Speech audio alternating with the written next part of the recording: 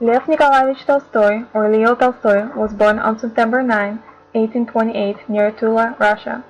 He was the youngest of 4 brothers.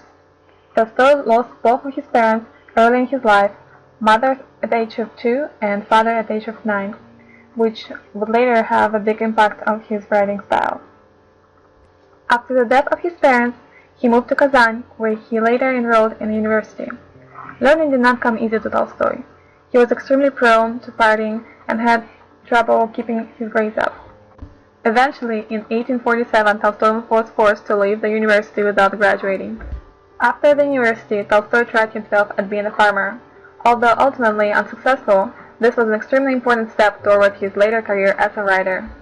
During this time, Tolstoy started keeping a journal of his daily life, which would later serve as inspiration for much of his work. After failing as a farmer, Leo Tolstoy spent several years in the army and even fought in the Crimean War. During his time in the army, Tolstoy had a lot of free time in which he wrote his first novel, Childhood, based on his fondest memories of life as a child. Even during combat, Tolstoy continued writing and created the sequel to his first book, called Boyhood. In addition to autobiographical literature, Leo Tolstoy also started writing stories depicting the realities of being a soldier. Leo Tolstoy, the Russian writer, was a towering mountain in the world of literature. His novels alone would have raised him there, in particular War and Peace and Anna Karenina. But he was also a prodigious thinker, philosopher, and religious man. Alexandra Tolstoy's memories of her father start at the time when most of his novels were already written. His dissolute young manhood was far behind him, and his reputation established well beyond the borders of Russia. I remember our family when we were 9, but altogether there were 13 children. And 4 of them died before, and then my little brother Anya died later. So after that we were 8. And now I'm the only one left. At the end of the 19th century, the Tolstoy family lived on their country estate, Yasnaya Polyana, 130 miles south of Moscow. He was Count Tolstoy, with considerable lands and fortune, but possessions and status meant little to him.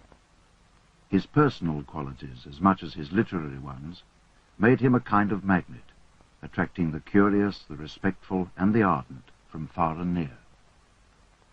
When these visitors left, the eminent writer became the boisterous father and hurled himself into games with his children. He used to put us on the carpet, and then we would sit on the carpet and he would go around dragging us on this carpet all around the room, the dining room. And then sometimes he would play another game.